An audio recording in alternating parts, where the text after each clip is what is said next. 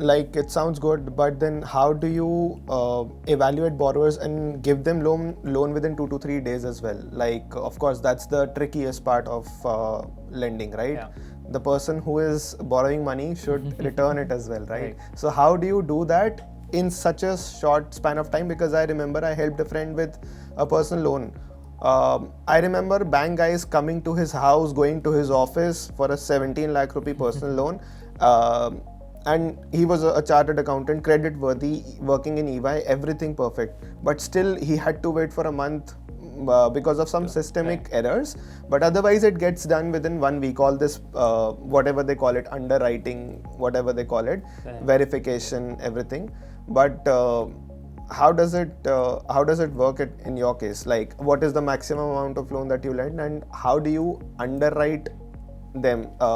Assess the risk basically. Sure. So I think gone are the days of the past when people would wait a month or a week for the loan, right? Today's generation and the coming generation expectation is like the QCOM delivery. 10 minute mein loan, paisa bank mein account mein hona chahiye. You do whatever evaluation you want because almost everything has become digital, right? So that is the direction that the borrowing market is moving. Now lenders who are quick to adapt to that are going to see greater adoption or greater wallet share in the market. Coming to us, so regulatory guidelines for us or for all P2P platforms allow unsecured or clean loans, as they're called, only to the extent of 10 lakh rupees per borrower across P2P platforms. So the maximum ticket size that we can do is 10 lakh of rupees. 10 lakh per PAN? Per PAN.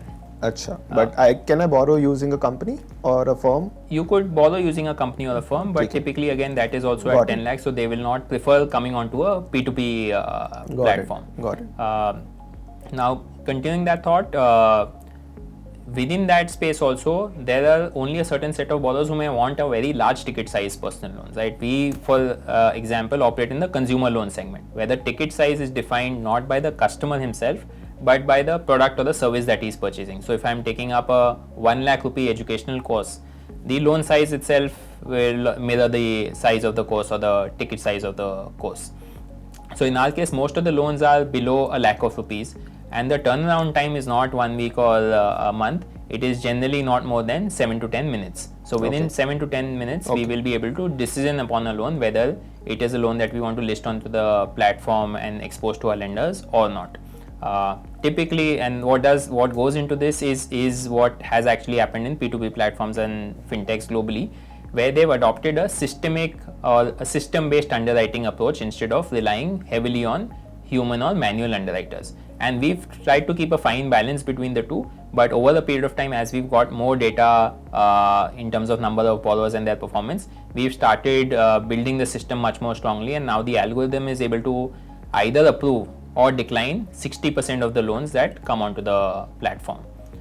So the system then evaluates who is the individual, what is his CIBIL score, what kind of loans has he taken in the past, how has he repaid those on a timely basis or not, has there been any instances of delays, if there have been instances of delays, have they rectified it in a short period of time or they've taken a very long period of time to delay, are they increasing the amount of loans in their CIBIL, or they over the period of time they are prepaying or repaying some of the loans and decreasing the overall indebtedness that they have. So the system is able to consider at least 50 to 100 factors and arrive at a decision in 60% of the cases. The remaining 40% of the cases, the system reaches some sort of impasse in terms of these are the pros, these are the cons of the case, and these are the things that the manual underwriter probably needs to give a call to the borrower to understand or get some additional documentation or some additional information from the customer to again either approve or decline the case.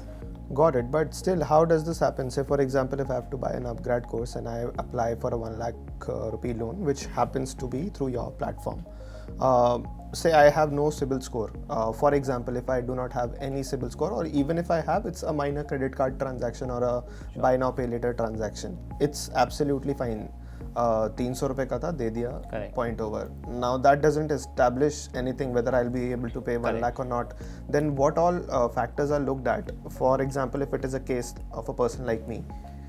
So you're absolutely right? And just because you might have a CIBIL score doesn't mean the CIBIL score is extremely reliable, right? If you've taken a minor small ticket size loan, you will still have a score.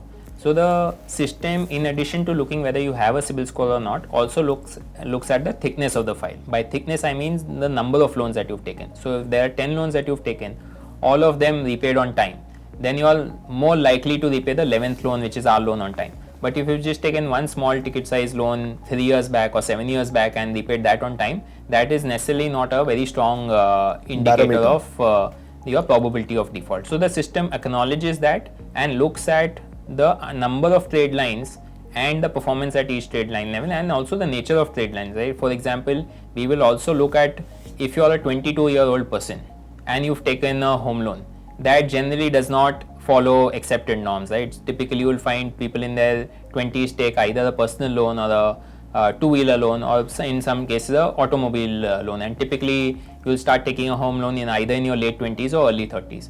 So even the progression of the loans that you've taken as you age is something that the system is able to evaluate and point out red flags, if any, to the manual underwriter to check. And there might be exceptions, which is why you need a manual underwriter also to be able to evaluate those exceptions correctly. So with the intervention of the manual underwriter as well, you are able to sanction loans in 6 to 7 minutes. Yes. Wow. So the system typically does it in about 30 seconds to a minute max. Wow. And if they do refer it to the manual queue, then the manual underwriter will probably take between 5 to 10 minutes. And this presupposes that all the information is either available or the customer is available when a call is required. But if the customer takes about 24 hours to be available or 10 hours to be available once the call is placed, that we do not obviously count in the time of underwriting. Got it. Because it has to be done within that time frame, because otherwise if you don't, then people will go off the screen and try and evaluate some other course altogether, and the partner would also not want to work with you, right? But still, for example, if I have come within I won't say an intent of default, but without a credit history at all, then will this system, I'm not of course going into other specific cases which you decide to lend or to not lend, but how will it evaluate me? Like, I've never taken a loan in my life, just a couple of BNPL transactions just to even test, just to only test what it was. Sure. So how will the platform lend or evaluate me personally?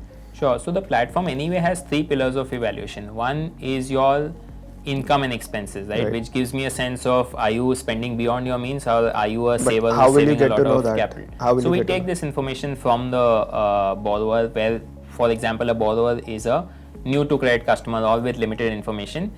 Through an automated system, he's able to share his recent or 6-month or 12-month bank statement to us, and that gets analyzed automatically, looking at how consistent are his cash flows, right?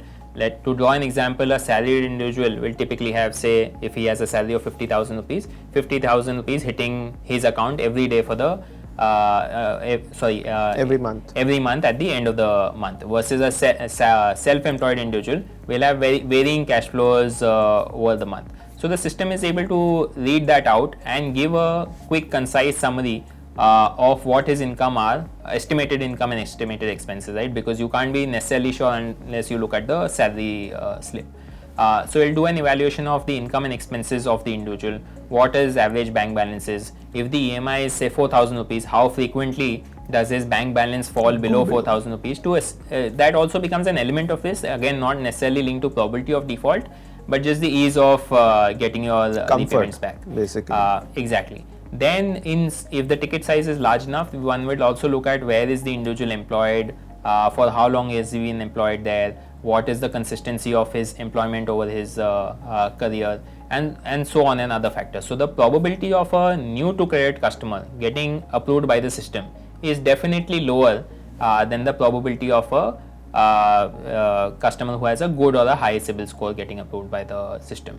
But over the period of time, we've also built the ability to actually be able to underwrite a new to credit customer through the system. And there are ways and means to also estimate your income if you do not provide me a bank statement. So a lot of technology as well as systems and softwares are available in the market if you want to solve this completely. One of the other is that the system also solves for is fraud risk. It tries to identify that Kanan is the person who is applying himself, and not there's not a case of identity theft or any other such similar malified use case.